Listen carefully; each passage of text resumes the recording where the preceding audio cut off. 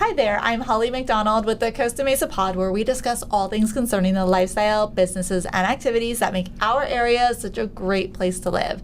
Today I'm with Dr. Barbara Rush. Barbara and I are in a networking group together, and she wears many hats, but the one we're going to talk about today is her functional medicine hat. So, Dr. Barbara, can you tell us a little bit about your business? Effectively, who are you and what is your business? Awesome. Well, thank you so much, Holly, for having me. I really appreciate it. Yeah. I am Dr. Barbara Rush. I'm a licensed naturopathic doctor here in the state of California. And thankfully, that actually lets me treat people in the other some of the other states in the United States, which is great. And I am branching out in that. And what I do is I help people understand the ways nature can actually be used to treat them. Mm-hmm. A lot of people today do not want things like pharmaceuticals. They don't want to go there because they know that the minute one comes into their body, then there could be side effects, and then they have to take another one, and pretty soon they're rolling down the wrong side of the mountain, and they don't like that. Yeah. So I help people understand how to effectively get the health they want with natural products, not just foods, but also botanicals and cleansing programs and IV therapy and everything. So I help do that. And so what led you to this field? Did you have like a personal experience with it? You know, I was raised in the Midwest where I was outside all the time. Yeah. I was raised in the country, and when I was a young girl, I was outside in nature all the time. And what I learned from nature is I can always count on nature. Yeah. It's never going to lie to me. It's not going to try to pull the wool over my eyes. And I just really always loved the concept of medicine. I really loved the concept of medicine. So, as I got older, and at one point in time I came to California, and I just got this bug for, doing things naturally. I started to build my library of really thick books on how to treat your conditions naturally, or, whatever. Yeah. And I started to develop quite a library. And at one point in time, I moved back to Ohio. My mother was very ill, and she had me come out at one point in time, and I was visiting her. And about this time in the 90s, pharmaceutical companies had started to advertise directly to the public, and it was ask your doctor about this drug or whatever. Yeah. And I always had some kind of a snide comment to say. And one day she literally said to me, "Oh, why don't you just go to medical school and learn about that already?" And I was like, oh, because you were being so sarcastic about it? Yeah, I was being so sarcastic about the pharmaceutical approach to things. And it was like an epiphany. It was like that big, long corridor, like lengthening with the big white, door at the end and the whole thing. And, at one point in time, I was like, wow, I think I need to pay attention to this. Yeah. So I went back. I looked in my library of books. In the back were only 3 schools in the United States that offered a true naturopathic medical degree, and I ended up going to one of them. And it was the best thing I could have ever done. Oh, wow. Yeah. So, and there's other stories, about stuff like that. My father had a heart problem. He did everything that the traditional doctors asked him to do. It did not save his life. And because of the education I had, I was able to realize why he still passed away, even though he did everything he was told. And part of my education is understanding that diet, food science, and nutrition are pretty much everything. Yeah. They really are. And when I was able to look at the courses that I took and realized what he had been eating, even after all of this stuff, that's actually still what killed him. Mm. I actually did create a product that actually was able to help people that had cardiovascular issues. And what's very sad is, unfortunately, there have been people from the powers that be that helped me to understand that if I continued to do this, it wouldn't be so good for me. So I stopped advertising it. I stopped putting it out there, which is a huge shame. It's a very big shame. But they still come to me. We talk about things that matter, things that do. And, I just did my own podcast this morning, and it was on cleansing and detox. Yeah. And how important it is to do that, because our environment is just loaded with things that cause problems. So we can eat the right things, I'm going to have healthy food and live food and fresh food. But sometimes it's also things in our environment that are stumbling blocks when it comes to our health. So like talking about diet a little bit, what is your stance on organic produce versus non-organic? We talked about that today. So, I didn't even know. Perfect. It is. It's perfect.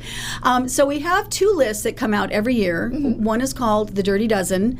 The other one is called the Clean 15. And the Dirty Dozen is basically listing foods, fresh produce and stuff like that you can still purchase, but if you purchase the things on the Dirty Dozen list, they really need to be organic.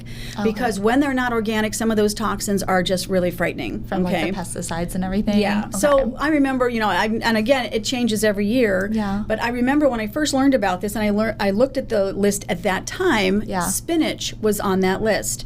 Now, spinach is so thin, you can't really, peel it off or whatever, right? Yeah. So you want to pay attention to that. The other list is what we call the Clean 15. What that means is if you're going to purchase something on that list, it's okay if it's not organic because they're usually things that you can somehow remove the concerning chemicals. Okay. For instance, I'm going to use an example, something like a banana. You can peel off the peel, throw it away. People don't eat that. They eat what's on the inside. Oh, okay. So usually when we're talking about organic foods and stuff like that, one of the major ways it affects our agriculture is when it gets sprayed on the food. So if you can peel it off and get rid of the peel, then those are usually the things that show up on the Clean 15, and those are okay to eat even if they're not organic. Okay. Wow. Yeah. Seems like there would be a lot more on the dirty list. Well, they're really, especially nowadays, and unfortunately, even with the organic label, sometimes, again, we live in a country where money talks. Yeah. So we have to understand that now, unfortunately, there are some people that were able to convince certain organizations to allow certain chemicals to get through and still be allowed to be called organic. That's why there's so many more things that are organic now. Oh, okay. Yeah. Interesting. So you gotta be really careful. Yeah. So how do you even find this out? Like, how would you know if something organic is really organic? Well, there's all kinds of environmental groups you can belong to. We have the North American Environmental Medicine group. There's also the American Academy of... I talked about it in my podcast. I can't remember anymore. But it's all kinds of different organizations that keep tabs on this stuff. Okay. Now, here's the rub. I know that right now our president is working on kind of disassembling some of these organizations. Okay. So, I always tell people, do the best you can. Okay, if you want to go to a farmer's market, those are picked fresh. You can ask them. Yeah. They should have a certificate that shows that it's organic. Don't just accept their word for saying it's organic. And then, of course, there's always you pick places where you can actually go in and pick these things, and you can go in and say, is this organic? What has been sprayed on it, or whatever kind of a thing. Yeah. Or you can have a little herb garden yourself in your kitchen window seal there, and there's nothing like fresh herbs, like picked fresh and just used in your favorite dishes. Yeah. Well, and from what I understand, and of course you can speak to this, but fresh herbs, a lot of those plants are really good for you internally, like in place of a lot of the medications out there even? Even, yes, yes. And a lot of times, long ago, they used to do things like take butter and make it soft and put some of those herbs in the butter so that when they put it on their foods or breads or whatever it was, they were getting some of that dose, especially when certain seasons came along where people would be sick more often. A long time ago, people really turned more to nature because, it was so much more readily available. They could walk outside, there it was. Now we walk outside and we're on a concrete, whatever. Yeah. So it's a little bit more difficult, but it is still possible to do that stuff. So basically, a lot of times when something says that it's like got that flavor, it's just like a man-made sort of product. Yes. When they say it's a natural flavoring, actually, it's not natural whatsoever. It means it's a natural flavor. It tastes like it's a natural flavor. Oh. Yeah. If you find something that says it's an organic flavor, then you're actually looking at a natural flavor. Oh, I know that sounds so kind of confusing. It's very convoluted. Yes. Well, there's over 200 different forms of sugar. Yeah. And when I first graduated from medical school and started talking to people about what they were eating and reading labels, things that people really don't like to do, I would always tell my patients, look at the first 6 ingredients. If you have anything that ends in OSE, right, that's a sugar, right? Glucose, fructose, lactose, whatever. Well, the people that make these things now have gotten wise to that. So what they do is they take this dose of sugar and they break it up into many different kinds of sugars, and then they get to put it further down in the listing so that, and people, they'll look at the first 5 or 6 and make a decision, and this is good. Well, I read the whole thing and I'm like, there were 12 forms of sugar in this thing. Yeah. And then you look up and up here and you're like, oh yeah, this has 49 grams of sugar. Yeah. Right? 4 grams of sugar is a teaspoon. And so when you look at this, you're like, okay, that's 12, 13 teaspoons of sugar in whatever that thing was. And they're telling you per serving. Yeah. So if it says it's got 2 servings in it, you can double that number. Okay, so I have a question for you. I don't know why this always trips me up, but what's the difference between added sugars and regular sugars? And like, I know added sugars are not as good for you, but are natural sugars okay for you? Because obviously, like, fruit has natural sugars. So, I would love to hear from you on this. Okay. Try to make it make sense for me. No, it's okay. So when it says the carbohydrate load and then it says added sugars, you're right. Added sugars are something that's been manufactured and processed and it adds in. Okay, so let's say you're talking about, tomato sauce or something like that. Okay, now tomatoes normally will have some version of sugar. Believe it or not, tomatoes are considered a fruit. So there is going to be a little bit of sugar in there. Tomatoes can taste sweet, right? Yeah. So that's what gives it the sweet taste is the sugar. So when it comes from nature, it's going to be okay. But if it's added sugar, it's something that has been truly been added, processed, additives, whatever, things like that. So, and I get this question a lot, and they're like, but I can't have fruit juice because no, that's like the equivalent of 12 oranges. If you could sit down and eat an orange, that's fine. Yeah. Right? But most people aren't just going to juice one orange and drink it. They're going to go and buy some large whatever, and those things are just loaded with sugar. And the longer they sit on the shelf, the more that sugar transforms into something else, which is not so good for us. Okay. Yeah. Okay, so they've got a shelf life. Oh yeah, they definitely have a shelf life. Okay, interesting. So that helps a lot, actually. Thank you for explaining that. You're welcome. I mean, we buy a lot of snacks for our kids, and, it's very hard to find ones that they like because we get addicted to it, you know? Yeah. And so to find ones that are semi-healthy, without all of the added sugar is, they suck you in. Yeah, they do. And they are great at the marketing and all that kind of stuff. And, your kids ask for it and, they can be relentless. Oh, tell me about it. No, I know. Yes, candy is a topic around our household that we are battling. So, yeah, definitely. Yeah. So actually on your radio show that I listened to this morning, you had a great quiz question. I don't know if you remember it. Do you remember it? Well, I record 1 month out. So what I recorded this morning will be heard in the month of September. Okay, so the one I heard on your show today was your question from last month. Okay. And I believe it was, what is the one thing that can shorten your life? I remember the answer. Oh boy. Do you remember what the 2 things were? It was like 2 things, and it'll shorten your life, and then there was the answer. And it kind of had to do with what we were just talking about. Yeah, so sugar is one of the things that, it's like a dichotomy, okay? Our body has to have some sugar, right? Because there's a lot of processes in our body that work off of glucose. Sure. Okay? But, the liver can transform fat into sugar.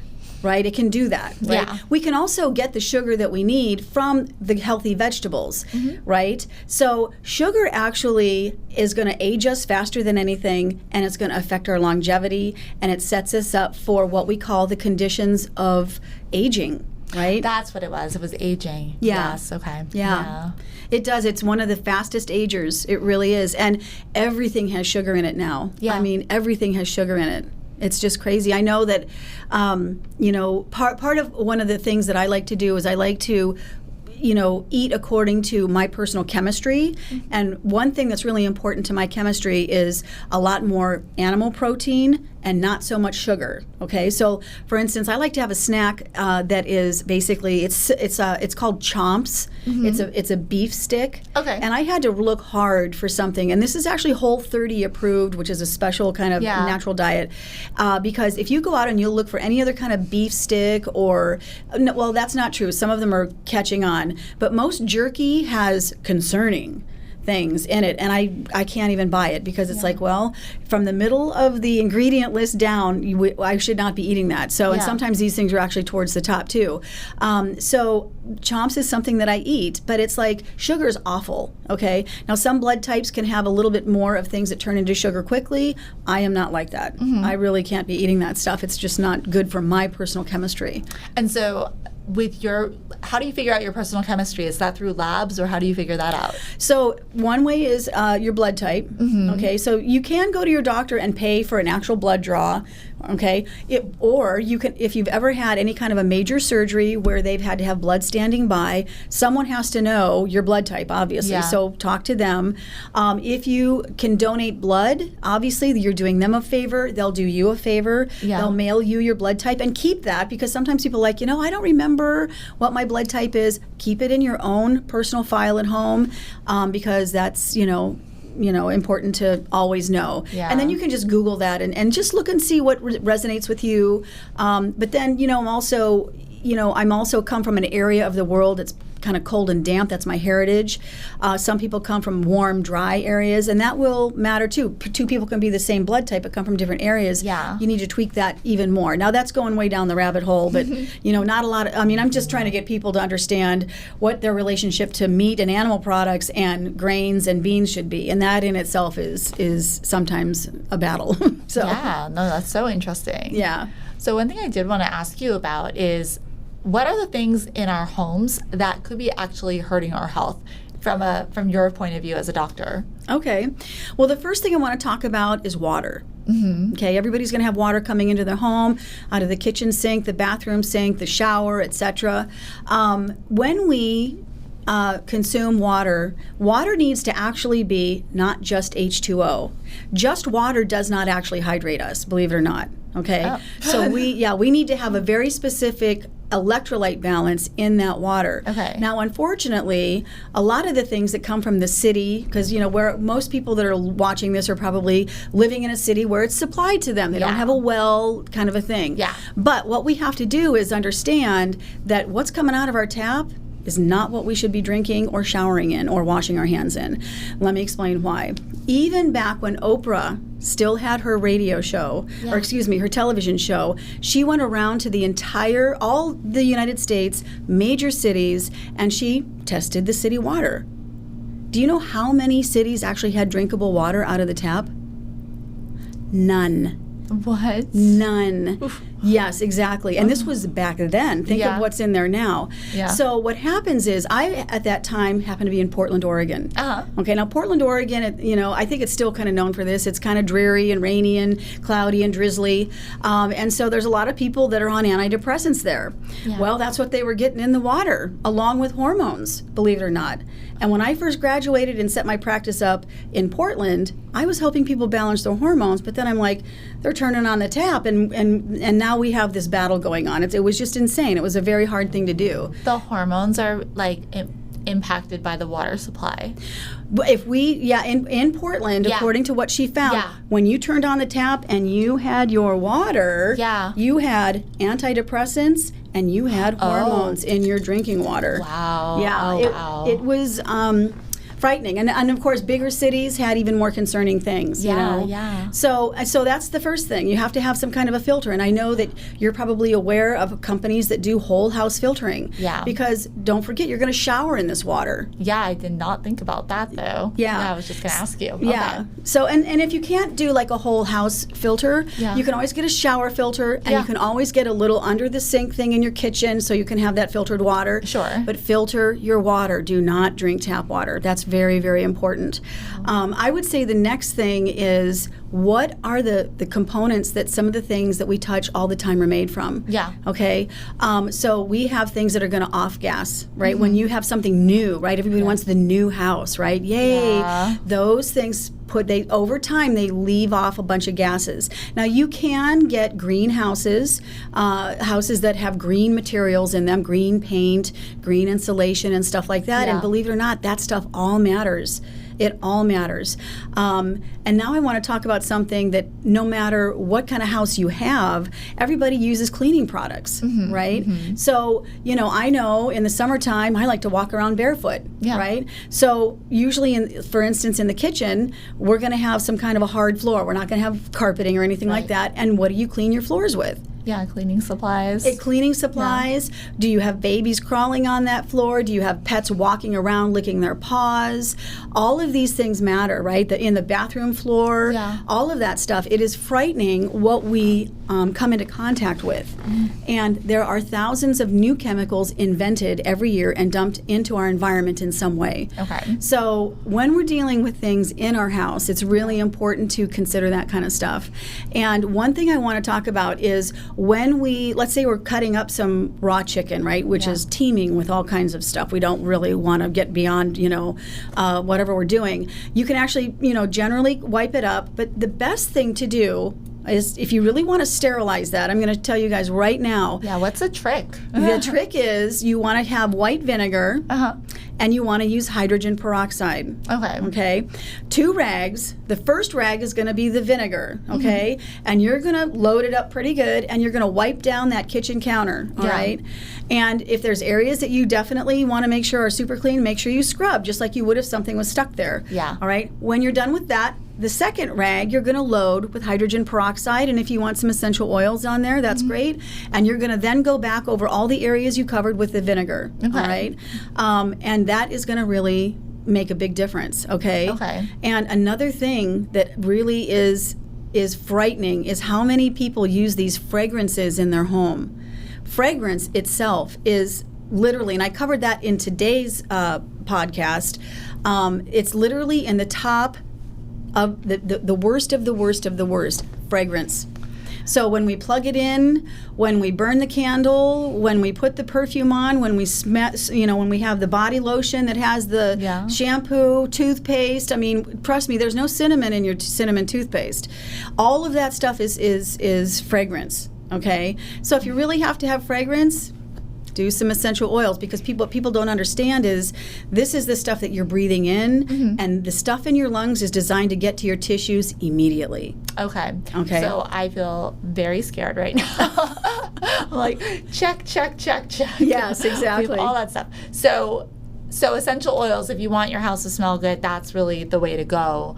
Yeah. And, when I had my house in Oregon, I had, I think, 14 or 15 different lavender plants. Yeah. And there were times of the year when I would make sure that French lavender was, completely, ripe, if you want to call it that, and I would bring it inside and the whole house smelled amazing. Yeah. Not everybody's going to be able to do that. Sure. So, the next best thing is actually the essential oils. And you can do things like putting some on a cotton ball and tucking it somewhere, things like that. Good tips. Yeah. I mean, because I know a lot of times at open houses or just when you have guests over, we're burning candles, just to add some ambiance and like that really nice scent. Yeah.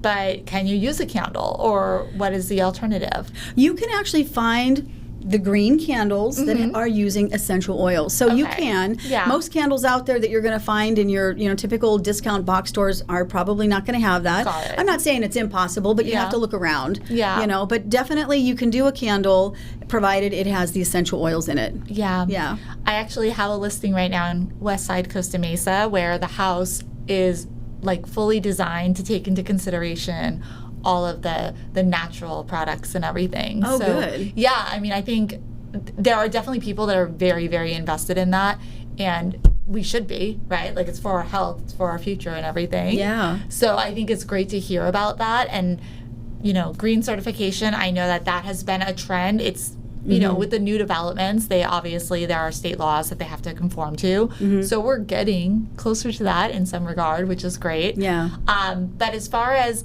another topic that I've heard you talk about before is the plastics. Oh, yeah, plastics are, what's really frightening is plastics are even in things now like the type 1 collagen, the marine collagen that we use to keep the collagen going in our bodies to stay. There's plastic in there? Absolutely, because it's a marine collagen, and all this stuff gets dumped into the ocean. Yeah. So we have to not only think of, okay, what are we drinking out of? Okay, what's the water being delivered in? Yeah. Now there are companies that will bring the glass containers of water. They'll do that. Yeah. You probably have to have someone with some pretty strong muscles to get that thing up on the whatever. Right. But yeah, plastics are awful. Yeah. And the thing about it is one of the other chemicals that goes with plastics is something called phthalates, and that was on the list today, and that's like the second one on my list, which means it's like, going to hell forever kind of thing. It's awful. It's really bad. And phthalates they're everywhere.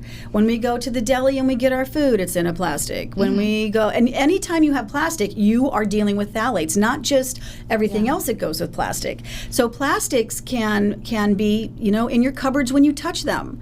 Right? They can be part of your countertop. They can be everywhere. They can be part of the flooring. They can be in your carpet. I mean, I know that now maybe carpets aren't the best thing anymore. They really hold a lot of toxins, really. But, plastics are absolutely terrible. I know that when I have some reps from some of these supplement companies that I deal with, and I'm talking to them about certain things, and it's like a fish oil or it's some kind of a marine whatever, they will say, we have tested this and there are no plastics in this. Okay, so even like the capsules and stuff? Absolutely. What is that then? It's just like a... So you want to get a veg cap. When you buy supplements, you really want them in what we call a veg cap, because that way there's no plastic. Okay. Yeah. They look like plastic. That's why I was wondering. And some of them are. Okay. Some of them are. Yeah. So this is where, again, you have to look at the label. You've really got to look at what you're buying, whether it's water or it's, something or whatever. Because a lot of times, there's some salads I love, and I'm like, oh, it's a great shrimp and dill and cucumber salad, and yay. Yeah. And I just get it and eat it, and I know that there's probably plastics in it, because you just have to understand that we're just doing the best we can. That's another reason why cleansing and detox is so important. Yeah. Right. So. Yeah. We'll share a little bit about that, because I didn't hear that episode yet. So what should we know about cleansing and detoxing? Cleansing and detoxing has been around actually since the beginning of time, right? Mother Nature is the one who started this. Okay, so if we work with nature and do it more in the springtime, whatever that is where you live, we can do a cleanse. We can actually do the same cleanse we would do in fall, but we would get a much deeper response if we do it in springtime. And that's why most of the time people do those things in spring, because they have to do a lot less work to get a good response. Okay. But cleansing is about understanding that we're going to change our chemistry enough to encourage our body to kind of release these toxins, right? Because if the toxins really wanted to leave on their own, they would. Yeah. And they just don't. And, part of something that I still do, occasionally is IV nutrient drips. And a lot of times people would come and they're like, well, I've got heavy metals, or, there's other toxins within me I need to get out. And when we're doing IV therapy, I'm using harsh chemicals to go in there and pull it out. And, it's done with chemicals that do what's known as an irreversible bond. It's going to go in and grab on, okay, and it will not let go. Okay, and the body looks at this exterior molecule and says, you need to leave, and so it leaves. Oh, wow. Okay, yeah. But what happens is it's like if you have this beautiful garden that's full of weeds. Yeah. If you go through and you just pull the weeds out, you have disturbed that soil in such a way that there needs to be a lot of soothing. That's what we do to our tissue. That's why when we continue to do lots of things that have heavy metals, and, we encourage a lot of these things that go in, and we have a hard time getting them out, like the plastics and the phthalates and stuff like that. These things are frightening. They're absolutely frightening. Yeah, so they do a lot of damage to your body. So when they bother your tissue, what does that cause for people? Like inflammation, or? It just, normally they might feel a little fatigued. Okay. They could be like, look, I need more rest. They might not feel very hungry. Their body's busy with the energy trying to repair all of these areas. And that's why when you do any kind of a cleanse or a detox, it's really important to follow someone who's been doing it a long time and has a lot of experience in what patients can experience and how to help that patient slow down or recover or take this supplement to mediate whatever symptom they're having. And that's part of my program that I have.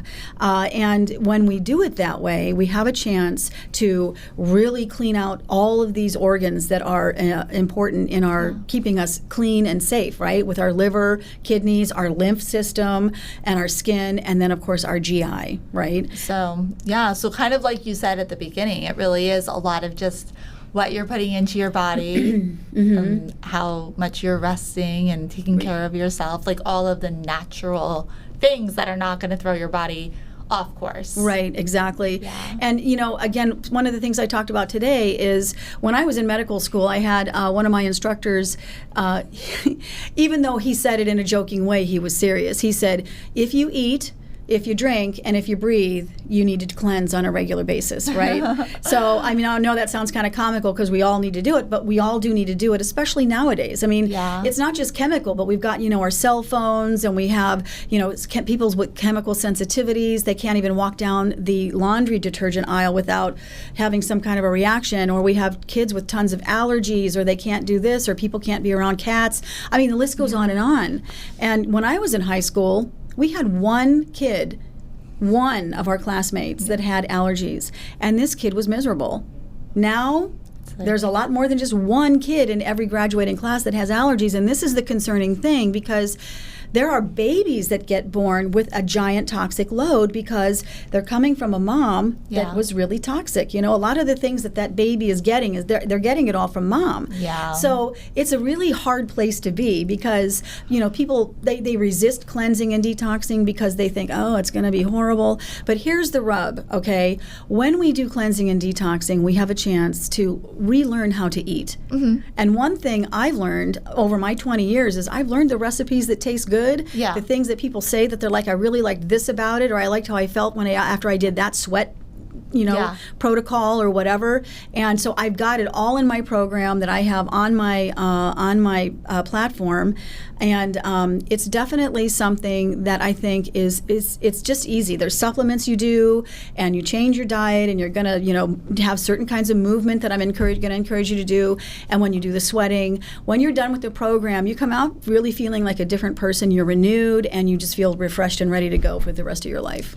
Yeah, I like what you said towards the beginning about how as a child you were outdoors a lot in the Midwest. And I don't know how that carried over into winter, but you probably were still outside a lot. I was, and actually. I'm from New Jersey. Obviously a long time ago too, but we were outside all the time. Yeah. Like that was our life.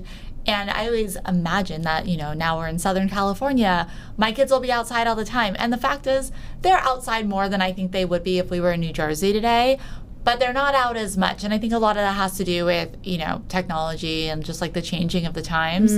But yeah, there is something about being with nature. It's just like anytime I go for a walk at the beach or by the back bay, I feel so much like more clear-headed and like escaping all of the hustle and bustle and all of that. Yeah. That's got to be just good for your soul and your body too. Yeah. Kind of all of that. Everything comes back to nature. Yeah, everything comes back to nature. When we are around moving water, like the ocean waves, or if we're by a waterfall, or if we're by a babbling brook, even something that small and narrow, that moving water gives us what we call negative ions. Those negative ions are so good for us. They are so good for us. When people experience depression and anxiety, and like you said, you go and you listen to the waves, and you're there at the beach, you actually are just completely bombarded with all of that really wonderful stuff that comes from nature. And that's what helps people just sort of slowly come down and slowly reground, and they just have a chance to just reset. Yeah. Yeah, aren't there like negative ion machines and stuff too? Yeah. I know that they're superficial. It's just like to try to... But they work. Yeah, they work. Even if you have... I remember when fountains were big things. Even if you have a fountain, that everything matters. As long as it's moving water, it's helping. It's helping. Funny you say that. I was showing a house the other day that had this amazing sounding fountain, and I was like, wow, I didn't realize how much that helps. Like it felt like such a nice sound to hear because I hadn't heard one in a while, you know? Yeah. And those negative ions must have been going strong. Yeah, probably. So is there anything else that you want to mention that's very topical for you at the moment that you feel like people should know about? Yeah, I used to treat like a typical doctor, which was, across a table and they come in and I see one person at a time.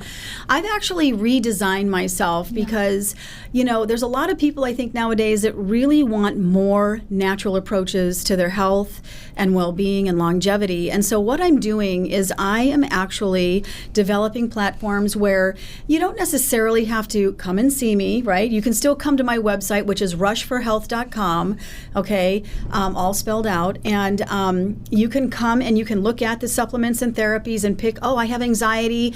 And when you pick that, you get to go to my supplement platform and my therapies platform, and you can look at the actual protocol that I use with patients. And the nice thing about this is, these things are not necessarily always something that you have to see me for. Like I've got to actually prescribe this. It's so intense and whatever. Remember, these are normally diet and food science and herbal related issues. And so they're not designed to be dangerous. And so you can go and you can just find what you need and decide if you want to buy the whole protocol or if you just want to buy a few things. But then you can also make an appointment with me. If you're concerned, if you're not really sure what's going on, you can actually go to my platform again and you can find where you can make an appointment with the doctor and you can make an appointment, okay? You can even order labs, okay? Yeah. I have helped people balance their hormones for more than 20 years. And so all of the labs that I use are all right there. Yeah. But you do have to contact me through email because these are things that I personally have to put on your chart in my professional platform. And so, these are things that, really help people. And every naturopathic doctor is always going to talk about diet, food science, and nutrition. So if you have issues with anything going on with your GI, it's a really good way to finally just say, you know what, I'm tired of messing around. Mm-hmm. A lot of people go to the doctor and they're like, I'm having this issue, and the doctor does their tests, and and we've all known people that they're just frustrated. The doctor comes back and they say, oh, well, there's nothing wrong. Everything's within normal limits. Yeah, normal range. You're normal. And you leave and you're like, but something is wrong. Okay, that's when people normally end up coming to me, and then we dig a little deeper. Yeah. We use different kinds of tests. Most of them are not covered by insurance, but I've had people say, I don't care anymore. I need to figure this out. And then we do.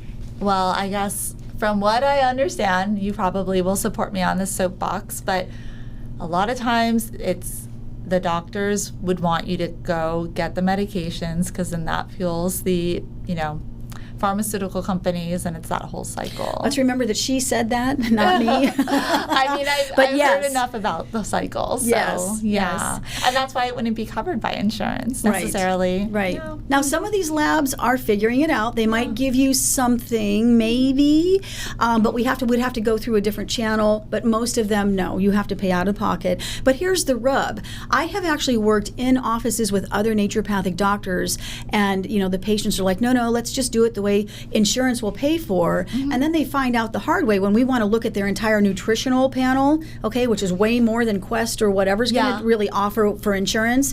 They get an $1,800 blood draw bill in the mail, and then they come back and they're furious. Yeah. And I don't blame them. Yeah. I don't have labs that are like that. And I'll test hundreds of different things with you, and it won't be $1,800, okay? I don't even know if there's anything anymore that's even four figures. But, if you really want to know what your nutritional status is, if you really want to know, what's going on in your GI, like if you really want to know without being scoped, okay, again, these are non-invasive tests. They're not based on blood draws. If you really want to know what's going on with your hormones, especially as women, the number one way to test that is not through a blood draw. So this brings up a couple of other questions that I have for you. Not personal, but just more from what I've been hearing and whatnot. Right. So, one thing I did want to point out and shout you out for is that I know that you are very, very particular about the medications and supplements and everything that you would put on your website. Right. You've done a lot of research. Yep. You've done a lot of testing. You're really analyzing everything, and I think that that's really important because there's so many supplements out there. I mean, even on Amazon and stuff, like there is so much, and they're not all the same. No. So one thing I do want to say is I'm really happy to let people know that I offer a discount on the supplements that I do offer, and we're going to talk about how I arrive at those. But my discount rivals that famous online retailer that gets it to you overnight. It really does rival it. And if you do like what we call the subscribe and save, it's kind of like an auto ship thing, you get even more. And then periodically, this professional platform, its name is FullScript, and you'll see that as I talk about it on my website, they will occasionally go and put out something that says, hey, we're going to offer an additional 5%. Okay. So you can really get some top-notch products at some really nice discounts. Yeah. And yes, when I first started getting this natural medicine buzz, I was in the San Francisco Bay Area, and I would always go into this one whole like natural food store and stuff like that. And this woman had right next to the cash register, she had a clipboard, and she was gathering signatures, and of course nobody was reading it. And it was all about the fact that she had to get signatures so that the pharmaceutical companies didn't shut down people's ability to get supplements, vitamins, herbs, whatever. Really? A long time ago, and they've been fighting this for decades. They don't, well, of course, because think about it, nature has been around for a long time. She's got all the answers. They don't like that. So no one was signing it. So she got smart, and she went out and she got black crepe paper, and she covered everything up that was going to be affected.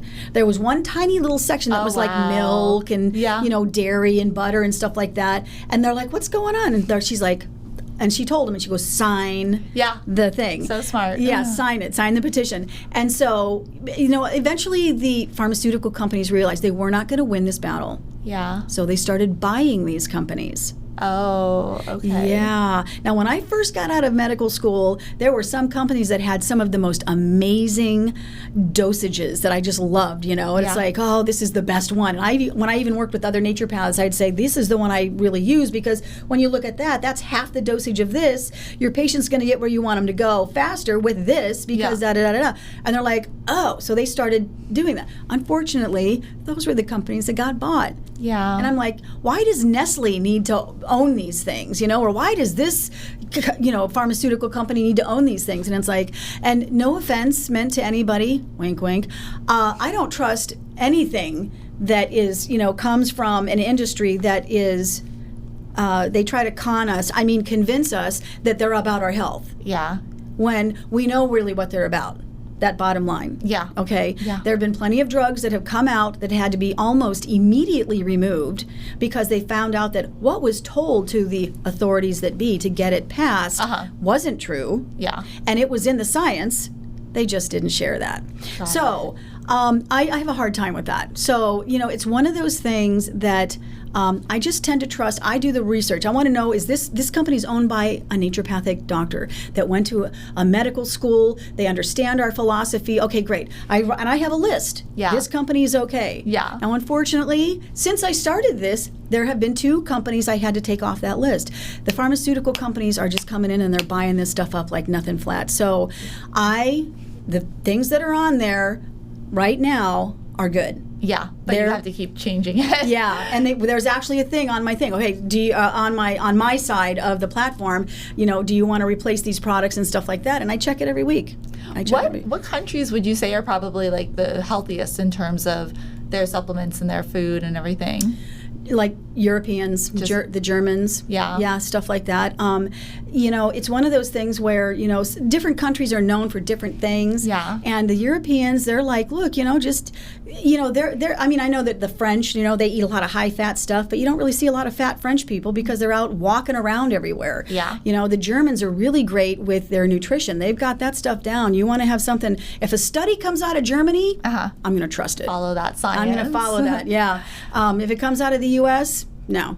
I want to see 20 other studies that say the same exact thing. Yeah, but that doesn't happen. So, but yeah, if it comes out of Europe, I'm willing to listen. And if you guys really want to understand how long it has been since we've had a real, honest environment for studies and research on in the healthcare industry, watch the movie Making a Killing. Okay? Making a Killing. It is eye-opening. Oh, interesting. And they do say in that movie, yeah, these drugs are really not tested that well. Great. And it's like, lovely, So, and they'll say we haven't had honest studies since probably the early 60s. Oh my gosh. Yeah. I did want to ask you too, I feel like a buzzword phrase going around a lot now is brain fog. So do people come to you with that symptom quite a bit? I just had someone today. Okay. Brain fog is basically, if nobody knows, if you don't understand what brain fog is, it's when we can't really kind of remember something, or we kind of get this, like, what is it that it's on the tip of my tongue, what's going on, or, I'm kind of not really sure. And the brain, it drives the bus of our body. If we have problems in the brain, it's just going to trickle down. So brain fog is another issue when we have too many things inside us that should not be there, okay? And we have to also understand that our gut is very much connected to our brain. We have the gut-brain axis, right? Yeah. We have like what we call the HPA axis when it comes to how tired we are and how our adrenals are with our thyroid and our, things in our brain and stuff like that. But the gut-brain axis is critical. And again, when we eat, some of the white flour that we use in America is killing America. It's destroying our gut. And it's been like that since, I think, the 60s. So it's like, I don't say no to grain all the time, but I use the original Italian wheat, which is einkorn, okay? And if you go to jovial.com, you can get some more understanding on that. But the gut-brain axis is really important. So there can be things that have to do with hormones, right? There can be things that have to do with toxins that you're taking in. There's just a lot of reasons why people can have brain fog. And when we are constantly with our electronics all the time, I see people walking around with the buds. The buds. Yeah. You know what, people? That's directly affecting your brain. Oh my gosh, I am so convicted right now. But the whole gut-brain connection, I've been trying to loosely inform my children because they, for them, it's always an exciting outing to go to a McDonald's, right? Of course, as a kid, a Happy Meal, right? And I've been trying to inform them, I know it's our last name, but we need to, that's a special treat, if you want to call it that, and, it's not that good for you. It's not. But Super Size Me can show you that movie. Well, and like you said, they're really good at marketing. Just throw a toy in it, and every kid is addicted. Plus all the other stuff they throw in there. When I was a little girl in grade school, they started. That's when I started realizing, McDonald's, because they would reward. If you got an A, you got something. If you got a B, you got something not as good. And if you got a C, well, you still get something. You still get something, but whatever. But it was like they were rewarding the children with, if you get a good grade, we can go to McDonald's and you can get this thing. And then of course there were the playgrounds, and then there's Ronald McDonald and blah blah blah blah. And it's just amazing the way marketing works. And, here we are. We're trying so hard to get the information out to people and how to help them.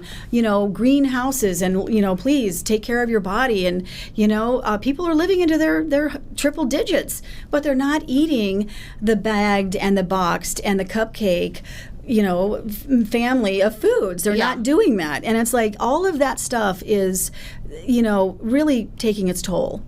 Well, yeah, I mean, I don't know if this is true. You would probably know as a doctor, but I've heard that the lifespan is starting to decrease again. It was long. And it's a dichotomy. Okay. You've got people that are the people that are living into their triple digits they're doing emotional release work. They're working on soul work. They're working on, making sure that their diet is pristine. They're making sure that, they really get into peptides, which I will talk about someday on my podcast. Ooh. They're getting into the things that are moving the needle. Yeah. But then we have a dichotomy, right? Just like financially, we've got people that are really going off and getting wealthy, and then we've got people that are getting poorer and poorer.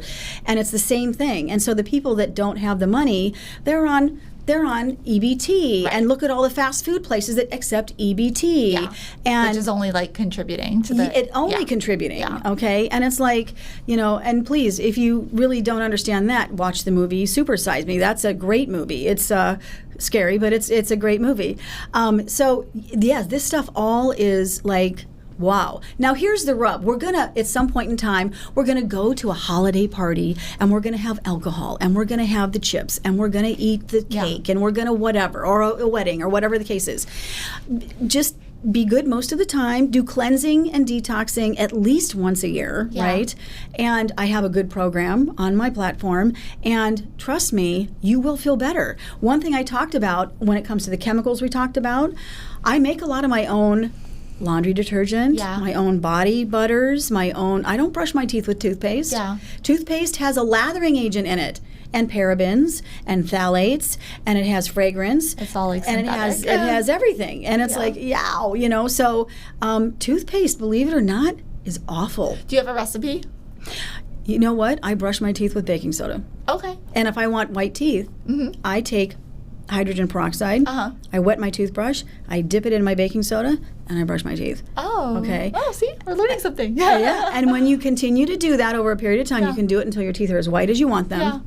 Then you stop with the hydrogen peroxide, but you keep going with the baking soda. Oh, okay. You don't need a lot of the baking soda to do it. And you'll have great teeth. My dentist always says, wow, you take such good care of your teeth. And I'm thinking, I'm glad you think so, as long as you don't ask me what I'm doing, because they would have a grand mal seizure on the floor if they knew what I was doing. Because I remember one time a friend of mine said, oh yeah, I'm using baking soda to brush my teeth. Oh, don't do that. Oh my gosh, blah, blah, blah. And I'm like, but yet I do the same thing, and they do nothing but say you have great teeth. Oh, interesting. Yeah. Well, and I hadn't really thought about the filtered water for brushing teeth, but now I'm going to be looking into that. Yeah. It's, it's just amazing how we just don't think about it. We just don't think about it. Well, I think our world is, like you said, it's built on modern convenience, everything now, and the gratification has to be so quick. Oh, exactly. So, So we all get so into it, like our attention spans are going away. Exactly. I'm like, do I have ADHD? Because I can't not look at my phone every 30 seconds. We just get used to it, and then it's normalized, and then we're getting so far away from everything that's natural. And so I think, like you said, the whole dichotomy and the other end of the spectrum, really getting into that more reflective and self-developmental mindset and journey is helping them a lot, obviously. Triple digits. So I guess my last question for you is, so obviously you've been intrigued by this lifestyle and kind of into it for a long time. Do you feel that with what you've been doing in your own life, has it made a huge impact on how you feel and how you're living and your purpose? The reason I'm in this life right now, this what we call the third plane level, is to help raise people's vibration and optimize their health. We talked about the dichotomy. We see the environment getting worse, but there's some areas where it's not getting worse. When I help people, I want to help them so that they can collectively contribute to a higher vibration so that we can have more optimized health. And what it means is, when you cleanse and detox, and when you disconnect, and when you do this and when you do that, and you keep doing these things, over time it's cumulative. Just like when you eat the fast food, when you eat the packaged foods, when you take something out of the freezer and you poke it full of holes and put it in the microwave for 6 minutes. Oh my gosh, I'm so convicted right now. It's like everything adds up, right? So when we are doing this stuff over here, do this stuff periodically too, you know, and sometimes it can be something as simple as, doing the filtered water. Like I said, I don't use a lot of commercial products anymore because they are just a nightmare. And but yet, yes, it makes your life simpler or easier, but in actuality, does it? No, that's a really good question. Does it? Does it? Yeah, because like I said, how to sterilize your counter, you're going to wipe it down with something else anyway. Why not do that vinegar and the hydrogen peroxide thing, and you're clean. You're good. You're clean. And that thing is clean. And then if your cat jumps up there, or if you put your baby on the counter, you don't have to worry. What is that thing? Because the minute you plant your hand or your foot on a floor and it has those chemicals, it's like I go to some friends' houses. I will never take my shoes off. Yeah. I never take my shoes off because I know what they clean their floor with, and I am not going to walk on it. Or I bring flip-flops, or whatever. I will not walk on their floors. But it's like, but then there's other people that they kind of get it, and I'm like, okay, great. But it takes vigilance, you know, and you can't say, well, you're toxifying everything. I just know what they're doing. I keep my mouth shut and I do what I need to do. Yeah. So, but like I said, it's hard because when we wash our hair and we condition our hair and we put our makeup on, the average woman exposes herself to about almost 200 chemicals before she even walks out the door in the morning. Yeah, I knew it was a lot. 200, I guess so. Yeah, between makeup and everything. Yeah, it adds up. I mean, and sometimes it's just things we have to do. Yeah. We just have to do it. Well, we can't live in a bubble, but we can make the best choices with what we are able to. And cleansing and detoxing is one of them. And it doesn't have to be difficult. Every recipe I have in there, people love it. They love the recipes. They taste good. I do not restrict your salt because you're eating the right kind of salt, okay? Because the salt that is concerning is the stuff that's in the canned, boxed, and bags products, right?